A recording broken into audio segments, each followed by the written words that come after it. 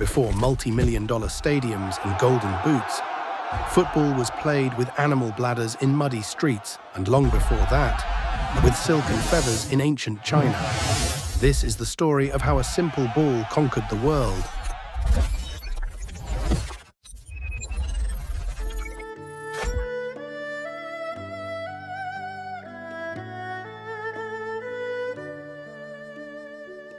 "2,000 years before Messi, Chinese soldiers trained like warriors in Kuju, literally kick the ball, a fierce military drill honing agility for battle.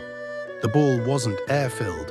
It was a heavy leather pouch stuffed with feathers and hair, weighing nearly 600 grams. That's like kicking a brick.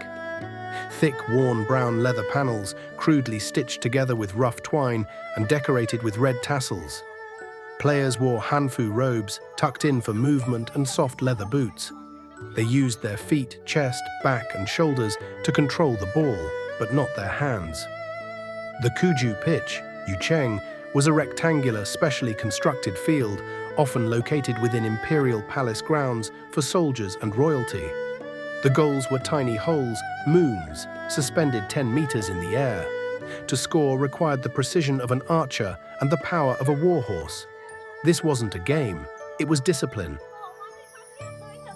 Across the sea, the game lost its aggression and found its soul. In 7th century Japan, football became Kamari. There are no winners, no losers, and no goals. The only enemy is gravity.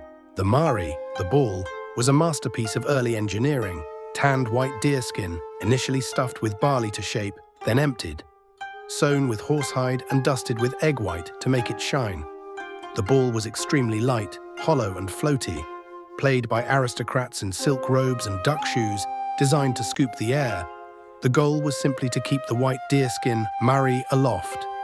Essentially what we call keepy-uppy today, Kamari became a refined, mandatory skill for court nobles, emphasizing elegant posture and cooperation rather than winning or losing.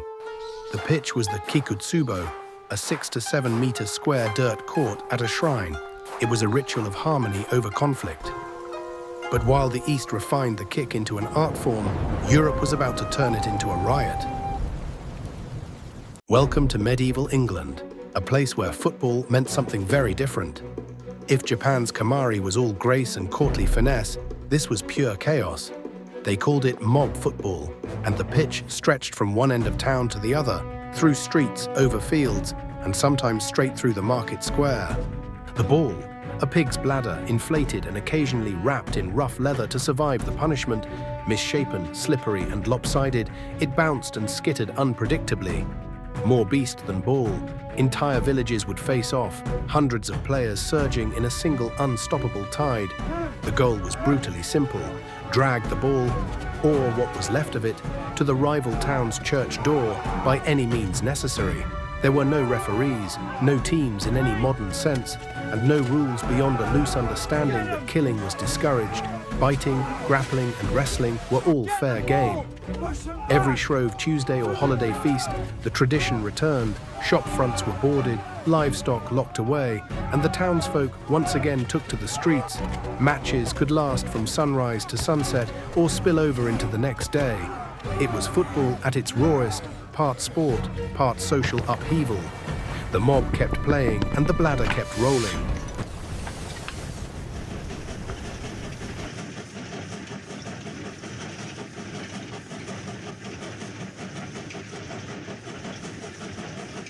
After accidentally discovering it years earlier, in 1855, Charles Goodyear applied vulcanization to create the world's first rubber football. Finally, a predictable, standardized sphere made of glued rubber panels, looking a bit like a modern basketball. It was tough, consistent, and finally bouncy enough for real play.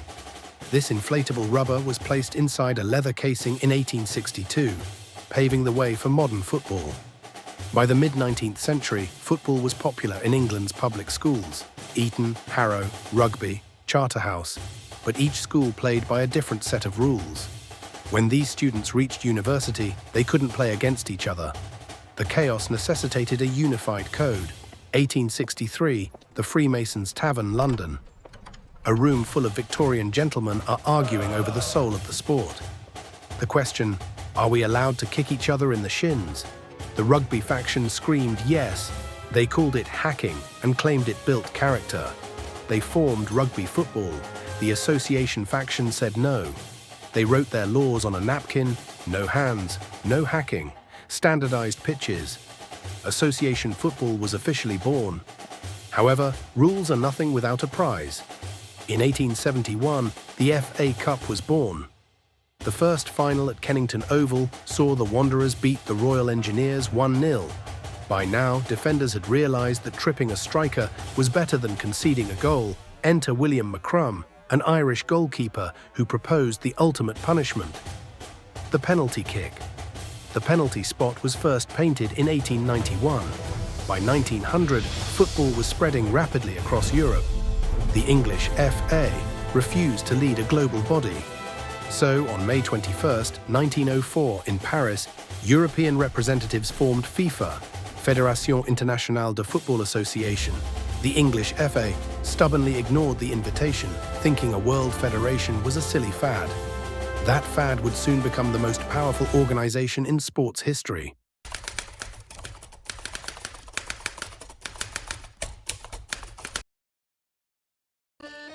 (1930) Uruguay, the first World Cup final. The rivalry between Argentina and Uruguay was so toxic they couldn't even agree on a ball. FIFA forced a bizarre compromise. Argentina would provide the ball for the first half and Uruguay for the second. With their lighter Tiento ball, Argentina danced to a 2-1 lead. But in the second half, out came Uruguay's T model, larger, heavier, and harder to kick. The hosts powered back to win 4-2. The lesson was clear: he who owns the ball owns the game. 1937, Highbury, London. The BBC drives a van onto the pitch and points 3 massive cameras at an Arsenal training match. It was only 15 minutes long. It was grainy. If the sun went behind a cloud, the picture vanished. But it was the spark, the first televised game. Football was breaking out of the stadium and into the living room. The global obsession had found its medium. For decades, football was a war of attrition. Broken leg. Play on or leave your team with 10 men. In 1958, FIFA finally allowed substitutions for injuries. But managers like Leeds United's Don Revie saw an opportunity. Why wait for an injury? Why not swap a tired player for a fast one just to terrorize the defense? By the late 60s, substitutions became tactical weapons. The game was no longer just about the best 11, it was about the best squad. 1966, for the first and only time the World Cup was hosted by the modern-day inventors, England. Through a blind test, the Slazenger Challenge 4-star was selected, with an orange ball used for improved visibility in the final. Into extra time, Jeff Hurst spins and smashes it against the bar. It bounces down and out. The Russian linesman nods. The Germans scream. The referee points to the center circle. England wins the World Cup, but that ghost goal would haunt the sport and technology for another 50 years. Mexico, 1970. The world sees football in color for the first time. To match the TV revolution, Adidas engineers the Telstar, black pentagons and white hexagons. It became the new shape of football, and to stop the language barriers that ruined previous matches, referee Ken Aston invents a universal code inspired by traffic lights, the birth of yellow and red cards. With Pelé's Brazil painting a masterpiece in bright yellow and blue, the modern spectacle was born. While the men enjoyed the limelight, the women's game had been in the dark. The FA had banned women from professional grounds since 1921, labeling the sport unsuitable. That ban finally lifted in 1971. But here's the secret. That same year, 110,000 people packed the Azteca Stadium in Mexico for an unofficial Women's World Cup. FIFA ignored it. It would take another 20 years for the powers that be to catch up with the fans.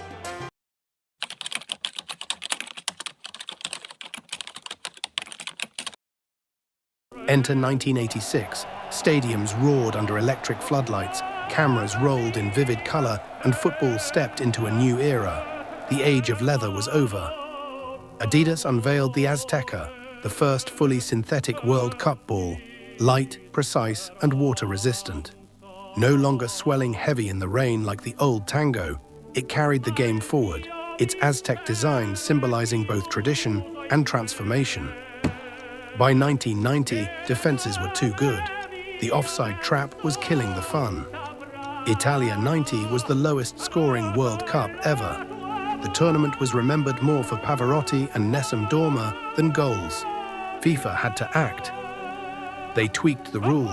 If you were level with the defender, you were now onside. It sounds like a tiny margin, but it broke the defensive stranglehold and gave the advantage back to the attackers. 1991. China.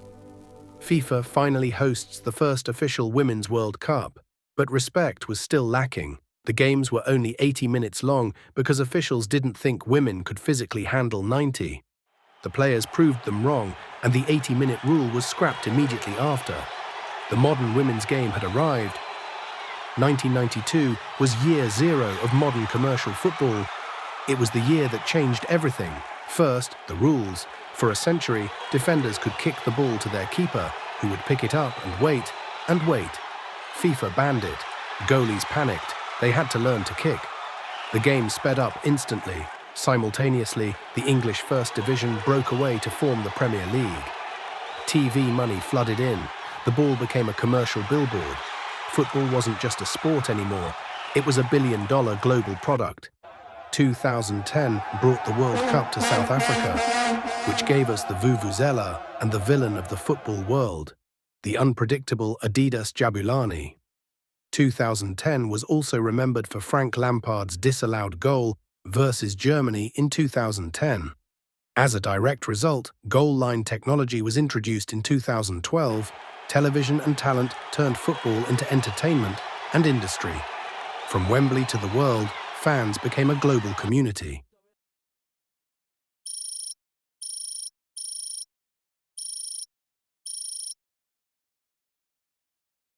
(2018) The eye in the sky. VAR. Now every goal, every penalty, every red card is scrutinized by a team in a video operations room. It killed the pub debate, but brought forensic justice. We traded spontaneity for accuracy.